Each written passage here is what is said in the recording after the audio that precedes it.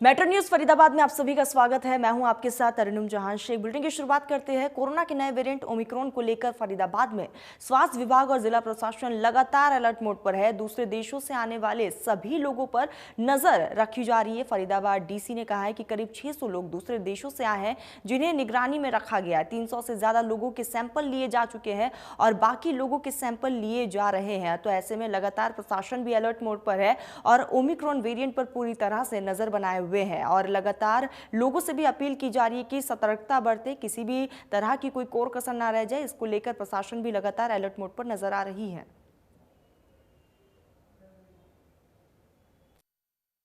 Corona के मामले एक बार दोबारा से बढ़ने शुरू हो गए हैं और ऐसे में ओमिक्रॉन की भी भारत में दस्तक हो गई है। अब किस तरह की तैयारी आगे की है, फरीदाबाद में भी लगातार कभी 8 कभी 7 और इस तरह के मामले पॉजिटिव सामने आ रहे हैं। हमारे साथ में डीसी जितेंद्र यादव हैं, उनसे बात कर लेते हैं। चूँकि हेल्थ डिपार्टमेंट भी सक्रिय हो गया, सर किस तरह की तैयारी, क्योंकि एक चिंता का विषय है क्योंकि मामले लगातार बढ़ रहे हैं। बिल्कुल, कुछ समय में यदि देखें हम तो नंबर्स बढ़े हैं, तो हमने पूरे शहर के अंदर इंसिडेंट कमांडर्स को डेप्यूट कर दिया है।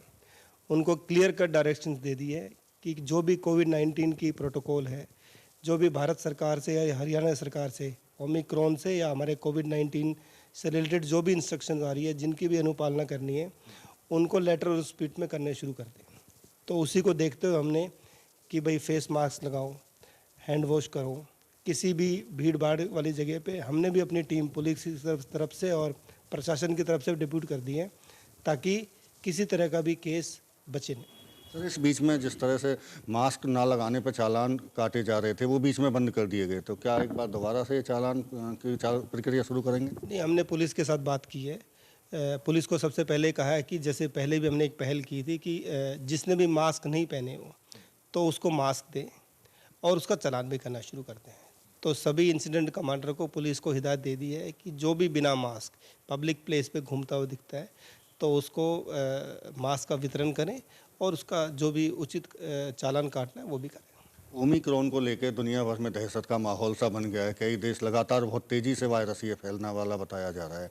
अगर फरीदाबाद की बात करें तो यहाँ भी सुनने में आ रहा है कुछ फॉरनर्स आए हैं 500 से ज़्यादा, उनको लेकर किस तरह के इंतजाम है और किस तरह एहतियात बरतें? लगभग 600 जो हमारे इंटरनेशनल पैसेंजर्स फरीदाबाद में आए हैं पिछले कुछ समय में, 340 या 350 की तो हम स्क्रीनिंग कर चुके हैं। मेरी सीएमओ से बात हुई, उन्होंने बताया कि उन 340 में कोई भी हमें ओमिक्रॉन से पॉजिटिव नहीं मिला। बाकी जो रिमेनिंग बचे हुए हैं, हमने एजुकेशन डिपार्टमेंट से टीम लगा दी है जो उनकी कॉन्टैक्ट ट्रेसिंग करके उनके वेयर अबाउट्स फाइंड कर रही है। उसके बाद हेल्थ डिपार्टमेंट की टीम जाके उनका जाँच करेगी कि इस वायरस से कोई भी संक्रमित तो नहीं है। बाहर से आने वाले लोगों को होम क्वारंटीन भी किया जा रहा है?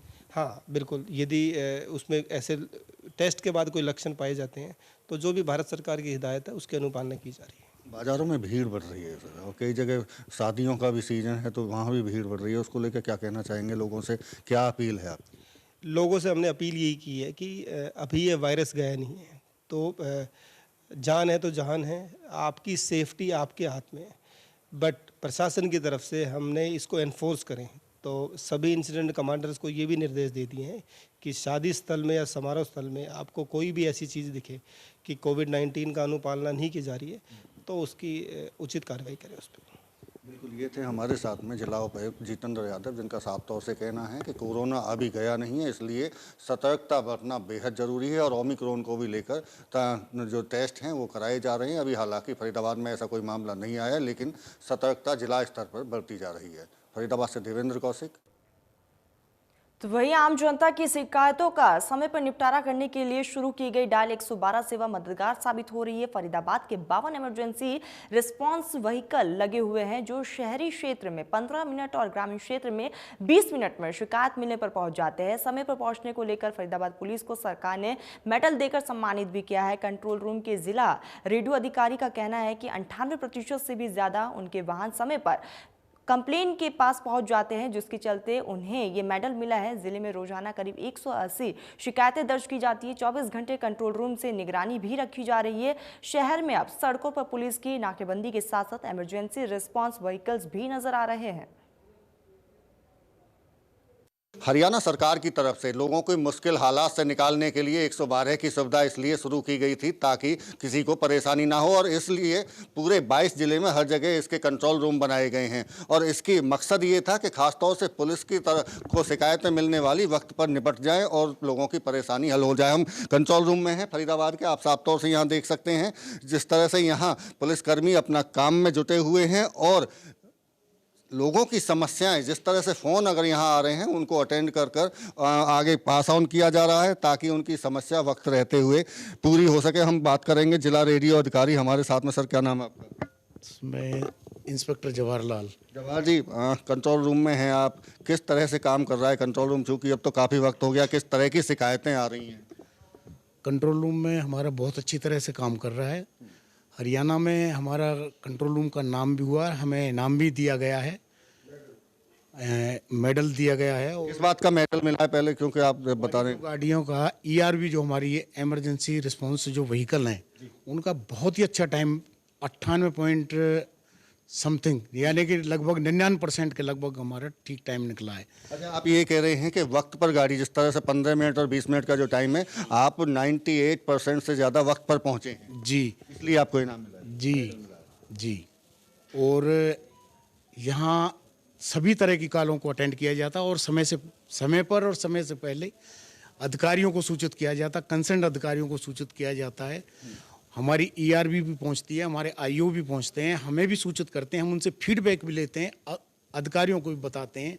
हमारे नोडल अधिकारी हैं श्री संदीप मोर जी, ACP हेडक्वार्टर, उनको भी सूचित करते हैं व्हाट्सएप के माध्यम से, फ़ोन के माध्यम से और वायरलेस के माध्यम से। ये तो रही कंट्रोल रूम की तमाम चीज़ें जो आप बता रहे हैं, लेकिन अगर शिकायतों की बात करें तो किस तरह की शिकायतें ज़्यादा हैं? शिकायतें अधिकतर यहाँ डिस्प्यूट की हैं और या अपने व्हीकल थेफ्ट की अधिक हैं, जिसमें हमारी कई ERV ने बहुत ही अच्छा रिस्पांस दिया। ERV ने व्हीकल थेफ्ट की इंफॉर्मेशन हम मिलते ही उसको 2 मिनट के 3 मिनट के अंतर पर चोरों को पकड़ा है और कंसर्न थाने चौकियों को हवाले किया है। अभी हम बात कर रहे थे, यहाँ कंट्रोल रूम में बताया गया था एक स्विफ्ट कार चोरी हुई और साथ के साथ कुछ ही देर में पकड़ ली गई, तो क्या भूमिका रही, किस तरह से पकड़े गए चोर? जैसे ही हमें सूचना मिली ये अपने पंचकुला से, तो ERV ने तुरंत मुस्तैदी से मौके पर पहुंचते हुए उस गाड़ी का पीछा किया और तुरंत उनका नंबर जैसे ही मिला उनका पीछा करते हुए उनको गाड़ी को पकड़ लिया। ऐसे ही हमारी ERV 182 है, उन्होंने एक 170-180 के लगभग पहुंच जाती हैं। ये एवरेज है रोजाना की 24 घंटे की? 24 घंटे की। ज़्यादातर शिकायतें कहाँ की हैं, रूरल की हैं या अर्बन की हैं? ज़्यादातर शिकायतें हैं ये कॉलोनी जैसे पल्ला है, इधर डबुआ कॉलोनी है, संजय कॉलोनी है और सिटी बल्लभगढ़ की है। ये कह सकते हैं जहाँ पॉपुलेशन की डेंसिटी है वहाँ से ज़्यादा शिकायतें मिली। जी जी। तो निपटारा समय पर हो रहा है पहले से? समय पर हो रहा है, तमाम हमारी ERV समय पर पहुंचती हैं, IO भी टाइम पर पहुंचते हैं और अगर पब्लिक ने भी हमें सराहाया है, पब्लिक ने भी बहुत अच्छा रिस्पॉन्स वो दिया है और निश्चित तौर से बेहतर काम कर रहे हैं, इसीलिए आपको मेडल भी इसीलिए मिला है। लेकिन अगर सवाल ये है कि क्या ये जो शहर में नाकेबंदी जिस तरह से पहले हो रही थी, तो क्या आप इसे ये मान के चलें कि अब गाड़ियों की ERV जब हो गई हैं तो डबल नाकेबंदी शहर में हो गई है? बिल्कुल, नाकाबंदी जैसे कोई हिनियस क्राइम होता है या कोई स्नैचिंग होती है या कोई कहानी मतलब क्राइम होता है तो तुरंत ही ERV मौके पर तो पहुंचती हैं, पूरे ज़िले में भी उसका नाकाबंदी कराई जाती है। कंसर्न्ड अधिकारियों को भी बताया जाता है और जो गैर जिला हैं, गुड़गांव है, पलवल है, मेवात है, उनको भी सूचित करते हैं। दिल्ली है, इधर उत्तर प्रदेश है, मोबाइल से और वायरलेस सेट से भी उनको सूचित किया जाता है। बिल्कुल बेहद चौकसी के साथ में कंट्रोल रूम काम कर रहा है। और ये थे हमारे साथ में इंस्पेक्टर जवाहर सिंह, जिनका साफ तौर से कहना है कि टाइम पर रेस्पॉन्सिबिलिटी निभाते हुए जिस तरह से 15 और 20 मिनट के टाइम में रिकॉर्ड 98% से ऊपर उनकी ERV पहुंची हैं, उसको लेकर सरकार की तरफ से और पुलिस की तरफ से उन्हें मेडल भी मिल चुका है। तो ये बड़ी उपलब्धि फरीदाबाद में इस बात को लेकर के पुलिस पूरी तरह से चौकस है। फरीदाबाद से देवेंद्र कौशिक, इंडिया न्यूज़। चलिए खबरों में आगे बढ़ते हैं। फरीदाबाद में यूरिया की सप्लाई समय पर नहीं होने के चलते किसानों को खाद नहीं मिल पा रहा है।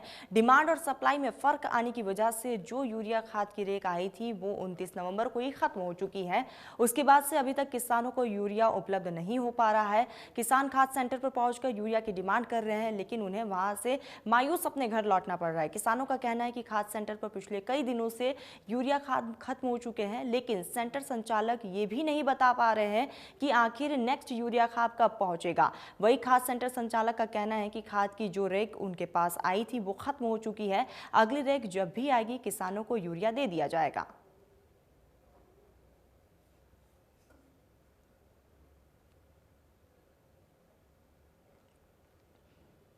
खबरों में आगे बढ़ते हरियाणा राज्य बाल कल्याण परिषद चंडीगढ़ की तरफ से जिला स्तरीय बाल महोत्सव का आयोजन किया गया, जिसमें स्कूली छात्र छात्राओं ने बढ़ चढ़कर हिस्सा लिया है और सांस्कृतिक कार्यक्रम पेश करते हुए अपनी प्रतिभा दिखाई है। इस अवसर पर फरीदाबाद के डिप्टी कमिश्नर जितेंद्र यादव और हरियाणा राज्य बाल कल्याण परिषद के चेयरमैन अंजू बाला ने प्रथम, द्वितीय और तृतीय स्थान पर आने वाले टीमों को सर्टिफिकेट और पुरस्कार देकर सम्मानित किया है। सबसे पहले मैं जिला बाल कल्याण परिषद के कमलेश शास्त्री जी, उनकी पूरी टीम को बधाई दूंगा, धन्यवाद करूंगा कि उन्होंने इतना सुंदर और भव्य बाल महोत्सव 2021 करवाया। तो बच्चों की डिफरेंट जो प्रतिभा थी, क्योंकि ऑलराउंड डेवलपमेंट के लिए सबसे ज़्यादा ज़रूरी है कि बच्चा पढ़ाई के साथ साथ सांस्कृतिक कार्यक्रम में अच्छा है। हमारा परिषद बहुत अच्छा काम कर रहा है और आज बहुत ही हर्ष और उल्लास की बात है बच्चों का उत्साह देखते हुए, कोविड-19 का प्रोटोकॉल फॉलो करते हुए, क्योंकि 2 साल से बच्चे भी घर से बाहर निकल पाए थे। तो ये बच्चों का माध्यम है कि वो अपनी पॉजिटिव एनर्जी इस तरह के इवेंट्स और उसमें कर पाएँ। तो बहुत बहुत शुभकामनाएं, और इस तरह के इवेंट्स जिला का बाल कल्याण परिषद करवाती रहेगी, जहाँ पर बच्चों की सारी प्रतिभा को हम नेक्स्ट लेवल पर ले जा सकें। तो आगे की क्या योजना है बच्चों के उत्थान के लिए? नहीं, इस तरह के इवेंट्स, चाहे वो पोइट्री हो, पेंटिंग हो, डांस कंपटीशन हो, ड्रामेटिक्स हो, क्योंकि ये बच्चों को मानसिक रूप से भी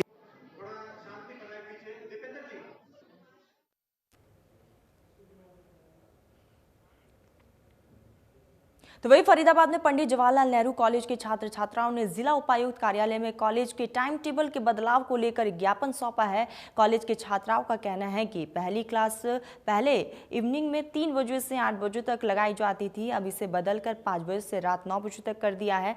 छात्रों ने बताया कि ये कॉलेज के प्रिंसिपल की तरफ से किया गया है। वही छात्राओं का कहना है कि क्लास में बहुत सी छात्राएं हैं और सभी छात्राएं अलग अलग इलाके से आती हैं, जिसकी वजह से उन्हें परेशानियों का सामना करना पड़ता है। अगर वे रात 9 बजे क्लास खत्म करके जाएंगी तो उनके साथ कोई भी हादसा हो सकता है, या रात 9 बजे के बाद कॉलेज से घर जाने के लिए वाहन तक नहीं मिल पाता है।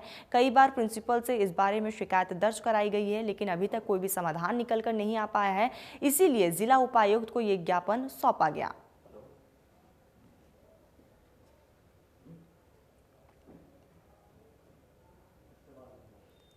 चलिए तो खबरों में आगे बढ़ते हैं। फरीदाबाद का नगर निगम प्रदूषण को लेकर खतरा लगातार बढ़ता जा रहा है। वही बाजारों और मुख्य सड़कों पर दुकानदारों की तरफ से किए गए अतिक्रमण को लेकर भी नगर निगम अलर्ट मोड पर है और लगातार सख्ती यहां पर बरत रहा है, जिसको लेकर बाकी हाईवे रोड के दोनों तरफ दुकानदारों ने दुकान के आगे बनाए गए पक्के प्लेटफॉर्म जेसीबी की मदद से तोड़ दिए गए हैं। इस तोड़फोड़ के विरोध में दुकानदारों ने भारी रोष व्यक्त किया है, लेकिन नगर निगम के तोड़फोड़ दस्ते ने अपनी कार्रवाई को जारी रखा। दुकानदारों ने इस कार्रवाई को सरासर अनुचित बताया है। दुकानदारों का कहना है कि उन्होंने अपने ग्राहकों की सुविधा के लिए गाड़ियां खड़ी करने के लिए ये बनवाया था, जबकि शहर की सड़कें टूटी पड़ी हुई है और उन्हें ठीक कराने के लिए इनके पास फुर्सत नहीं है।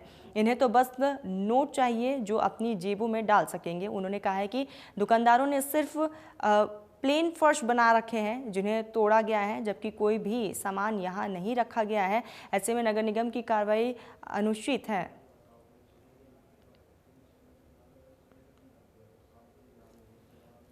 अनुचित है, इसमें ज़्यादातर तो अनुचित है। जिन्होंने दुकान के आगे प्लेन फर्श लगाए हुए हैं उसके ऊपर कोई इंक्रोचमेंट नहीं है, वो बिल्कुल गलत है। तो गलत मानते हैं, बिल्कुल कोई सामान रखा नहीं हुआ। प्लेन फर्श कस्टमर के चलने के लिए, अपने क्लाइंट के चलने के लिए बना रखे भाई। या तो गवर्नमेंट पक्का बना के दे, कुछ टाइलें लगा दे ताकि उनके आसानी से दुकान पे आ सकें। पानी भरता है, नहीं होता, पानी भर जाता है। तो पानी निकासी का कोई पानी निकासी, इनका नाला नीचे बना हुआ, नाले को ही सफाई करवानी चाहिए ताकि पानी निकल जाए। मेट्रो न्यूज फरीदाबाद में फिलहाल बस इतना ही। देश प्रदेश की तमाम बड़ी खबरों के लिए आप देखते रहिए इंडिया न्यूज।